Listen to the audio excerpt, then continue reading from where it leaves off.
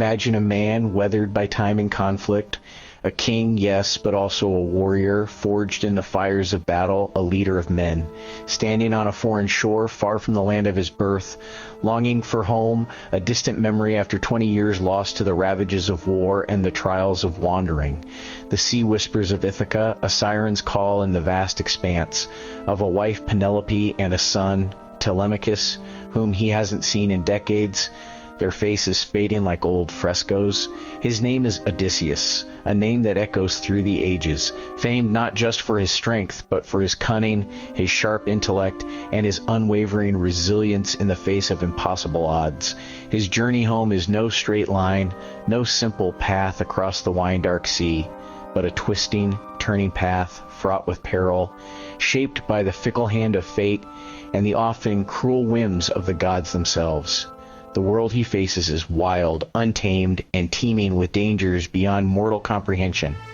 Monsters, creatures of nightmare and legend, enchantresses with voices like honey and hearts of stone, weaving spells of illusion and desire, and countless other perils that test not only his physical strength, but the very limits of his mind and spirit.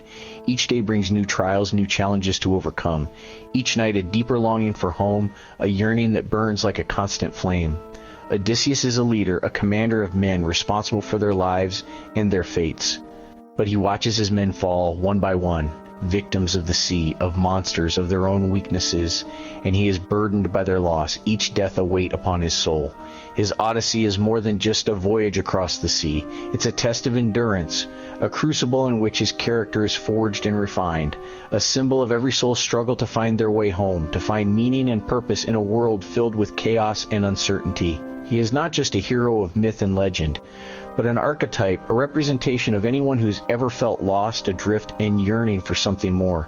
His journey is a map of our own internal battles, the struggles we face within ourselves, both within and without, the external challenges mirroring the internal conflicts. The story of Odysseus echoes through time, resonating with audiences across generations, reminding us that the hardest journeys, the most arduous trials, often lead to the most meaningful and rewarding destinations. This is the very heart of his enduring myth, the core of his timeless appeal, the relentless pursuit of home, of belonging, of purpose, no matter the cost, no matter the obstacles. The Odyssey begins, a journey for the ages. How do we know Odysseus' story? Through the voice of Homer, the blind poet whose words were sung, not read. In Homer's world, stories were living things, performed, adapted, and shared in firelit halls. Bards like Homer didn't memorize every word. They mastered the essence, weaving tales anew for each audience. Repetition and poetic phrases gave the Odyssey its rhythm, helping both poet and listener follow the epic's twists. This oral tradition made the story a communal experience, binding generations together. When the Odyssey was finally written down, it became immortal, a bridge from ancient voices to our own. The power of the Odyssey lies not just in what happens, but in how it's told and who listens. We are part of that ancient audience, still captivated by the tale. Odysseus' journey, a legendary saga of trials and tribulations, is a gauntlet of nightmares, a relentless series of harrowing encounters that push him to the very limits of his endurance. On the island of the Cyclops, a land shrouded in mystery and danger, he faces Polyphemus, a terrifying ordeal. A monstrous giant, a creature of immense size and savage appetite, who traps and devours his men with cruel indifference. Odysseus' weapon is not strength, not brute force, but wit. He intoxicates the Cyclops, using the giant's own weakness against him, blinds him, leaving him vulnerable and helpless, and escapes by clinging to the bellies of sheep, a clever ruse that saves him and his remaining crew. Yet, pride costs him dearly, a moment of arrogance with lasting repercussions. He reveals his name, a boastful act that seals his fate, and Polyphemus curses him, calling upon divine intervention, invoking Poseidon's wrath, setting in motion a chain of events that will prolong his journey home. This encounter sets the tone, a pattern of triumph and consequence. Survival depends on cunning, on outsmarting foes, both mortal and monstrous, but every action has consequences, rippling outwards to affect his destiny. Odysseus learns that intelligence, that strategic thinking can outmatch brute force, that brains can triumph over brawn, but hubris invites disaster, that pride comes before a fall. The shadow of the Cyclops and Poseidon's anger, a dark cloud of vengeance, will haunt him across the sea, a constant reminder of his past mistakes. Each trial is a lesson, a harsh but valuable education in the cost of pride and the dangers of arrogance, in the necessity of cleverness, the importance of strategic thinking and adaptability. The world Odysseus navigates, a world of myth and legend, is one where monsters, both real and imagined, and God-shaped fate, where divine intervention plays a crucial role in human affairs. His journey is a constant test, a relentless examination of his character, of mind over might, a battle between intellect and physical power. The Odyssey continues, a seemingly endless voyage, ever more perilous, with dangers lurking around every corner. Odysseus' next trial is Circe, the Enchantress who turns his men into swine. With Hermes' help, Odysseus resists her magic and forces her to restore his crew. Circe becomes an unlikely ally, offering comfort and guidance. For a year, Odysseus and his men live in luxury, tempted to forget their quest, but the longing for home proves stronger than any pleasure. Circe, now a guide, prepares Odysseus for the next dangers, the underworld, the sirens and monsters ahead. His time with Circe is a lesson in temptation and the value of wisdom from unexpected sources. Even comfort can be a trap, threatening to derail the journey home. Odysseus must choose between ease and purpose. He chooses to move forward. Armed with Circe's warnings, Odysseus faces the sirens whose song lures sailors to doom. He plugs his crew's ears with wax and has himself tied to the mast, desperate to hear but unable to act. The siren's song nearly drives him mad, but his men save him by ignoring his pleas. Next, they must pass between Scylla, the six-headed monster, and Charybdis, the deadly whirlpool. Odysseus chooses Scylla, sacrificing 6 men to save the rest. He bears the agony of leadership, forced to make impossible choices. These trials are brutal lessons in trust, sacrifice, and the burden of command.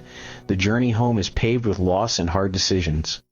Odysseus survives, but not unchanged. The cost of return grows ever higher. While Odysseus battles monsters, Penelope fights her own war in Ithaca.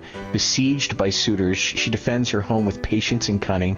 Her famous ruse, unraveling a burial shroud each night, buys her time for years. Penelope's loyalty is legendary. She clings to hope when all others have given up.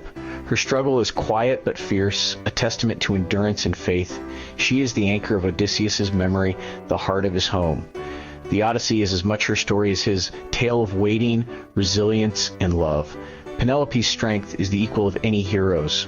Her endurance keeps Ithaca alive, awaiting its king. The homecoming is as much about her as about Odysseus. Why does the Odyssey continue to captivate us generation after generation? Why does this ancient tale endure, resonating even in our modern world? Because at its core, it speaks directly to the heart of what it means to be human. It explores our deepest desires, our greatest fears, and our unwavering hope. Odysseus is no perfect hero, a shining beacon of flawless virtue. He is clever, resourceful. Yes, but also flawed, vulnerable, and deeply relatable in his imperfections. He makes mistakes, he struggles, he doubts himself. His arduous journey mirrors our own life's path, with all its twists and turns, facing monstrous challenges, temptations that threaten to lead us astray in the ever-present, powerful longing for home, for belonging, for a place of peace. The enduring love between Odysseus and Penelope is the story's true north, its guiding star. It represents a bond unbroken by the ravages of time, distance, or the trials they both face. Their eventual reunion is a testament to the power of endurance, unwavering faith, and the strength of true love. The Odyssey, in essence, is a map of the human soul, a guide to navigating the complexities of life. It's a chart detailing the universal struggle to find our way back to ourselves, to our true purpose. We all, in our own way, face our own personal odysseys, battling the insidious whispers of doubt, resisting the allure of distractions that pull us from our chosen path, and constantly yearning for a sense of belonging, a place to call home. The epic's enduring power lies in its profound universality, its ability to connect with us all, because every journey home, in its truest sense, is ultimately a journey inward, a voyage of self-discovery. The Odyssey is far more than just a myth, a simple story from a bygone era. It is a timeless guide, offering wisdom and insight for every traveler on life's unpredictable road. It serves as a potent reminder that the hardest journeys we undertake are often the most essential for our growth. The Odyssey, in its essence, never truly ends. It's a continuous cycle of seeking and returning. It lives on, not just in the pages of a book, but within us, shaping our understanding of the world and our place in it.